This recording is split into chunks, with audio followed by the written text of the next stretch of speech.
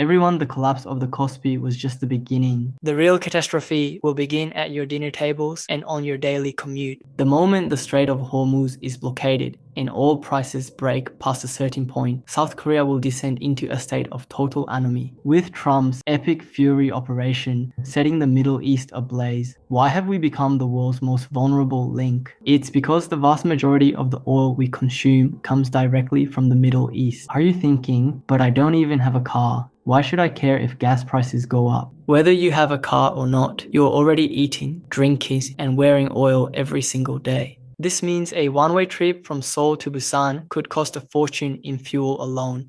Agriculture is essentially oil, cabbage, onions, rice. The cost of every single crop is saturated with the price of oil. If oil hits a record high, whether we like it or not, a single bowl of jjajangmyeon will cost significantly more. Even the plastic film of the greenhouses, the very symbol of Korean agriculture, is a petroleum product. When you add the cost of heating oil for those greenhouses in winter, the price of vegetables won't just be as expensive as gold, they'll be as expensive as diamonds. To raise pork, beef, and chicken, we need imported soybeans. But can we even bring them in by ship? On top of that, if even the tax-free oil used by farmers and fishermen surges in price, the cost of seafood and livestock will spiral out of control. When crude oil is refined, the resulting naphtha and other byproducts make up the vast majority of our daily lives. When oil prices rise, the cost of clothes goes up, and even the price of shoe soles made of rubber and synthetic resins surges. Every shampoo, soap, and detergent containing surfactants is made from petroleum byproducts. Syringes, IV bags, pill capsules, and even masks used in hospitals today.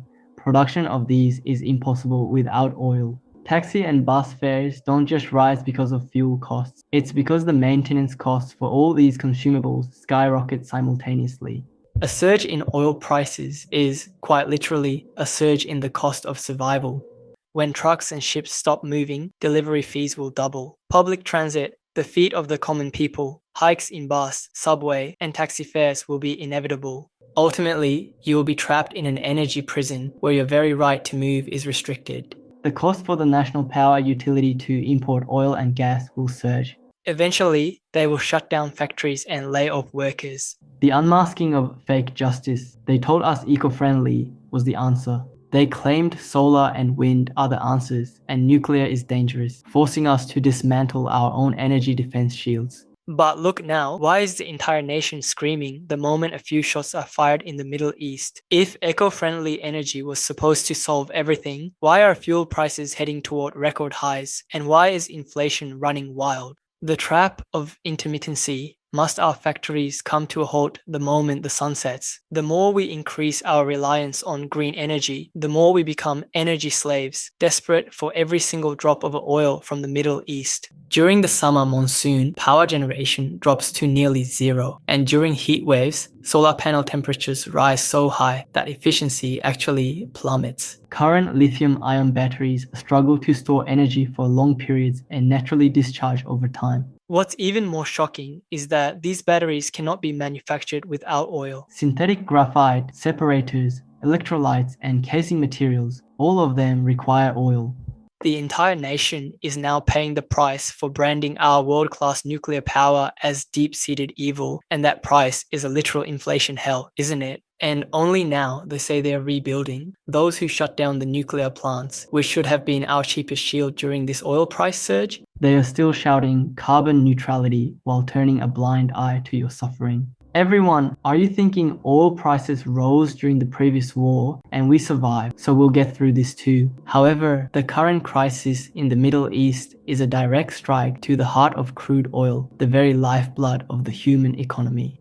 If the Strait of Hormuz is blocked, there is no substitute. The engines of every factory in the war will simply grind to a halt. When President Trump first announced the airstrikes on Iran, leaders like the French president or the German chancellor raised their voices, calling it a violation of international law and saying war was not an option. But look at them now. Germany is dispatching fleets, Japan is drastically increasing its imports of American LNG, and the UK has stepped up as a deputy commander for the American operation. Is it because they suddenly became more righteous? No, it is out of pure survival instinct. With the Strait of Hormuz now blockaded, Middle Eastern oil has become a pie in the sky, completely out of reach. Trump has sent a clear message: there is no energy for countries that do not cooperate with our operations. The current American operation is not just an operation to strike Iran. It is an energy new order that weaponizes the dollar and oil to reshape the global supply chain. They know all too well that any country hesitating here will be slashed by the double-edged sword of trade sanctions and energy cutoffs. We often forget history. Decades ago, why did Japan dare to attack a mighty superpower? At the time, the superpower implemented the ultimate remedy to crush those ambitions: a total oil export embargo. Without oil, you can't even wage a war. Caught between slowly withering away or taking a massive gamble, they chose war. Every time a stealth fighter takes off, it gobbles up thousands of liters of aviation fuel. If oil becomes scarce due to skyrocketing prices and supply chain collapses, our military's high-tech weaponry will become utterly useless. When energy security collapses, national defense is nothing but a mirage. Much like history has shown us before, our fate today hangs by a single oil pipeline from the Middle East. The moment the main energy corridors are blockaded and oil prices break past critical thresholds, our power grid, logistics, and even our national defense system will descend into total anomie. What are the domestic media reports saying? They are subtly inciting anti-superpower sentiment, claiming that certain leaders are ruining the economy. For decades, globalists and the deep state have reaped astronomical profits by exploiting the chaos in the Middle East. When your salary stays the same, but the price of food and gas doubles, the value of your labor has effectively been slashed in half overnight. This is a failure to distinguish between a sword wielded by a tyrant and a scalpel held by a surgeon. The cartels have held energy hostage to threaten the entire world for far too long. The current airstrikes are a form of short-term shock therapy designed to excise these cancer cells.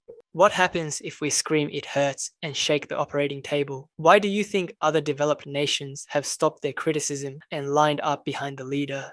Now is the time to face reality, run our power plants at full capacity, and mobilize every ounce of diplomatic power to secure even a single extra drop of stable fuel. Europe is the same. With traditional gas lines cut off and regions turning into a sea of fire, they have increased their imports of stable energy by massive percentages. Our neighbors have already secured their spot as top priorities in the energy alliance by contracting to build massive power plants at the source. But what are we doing? We are still stuck in a state of anomie, clinging to outdated diplomatic recipes while claiming relations with every side are equally important. This is not an era where you can survive by simply playing nice. If we fail to join the energy alliance and secure stable resources, our factories will stop and our children will be left shivering in the cold.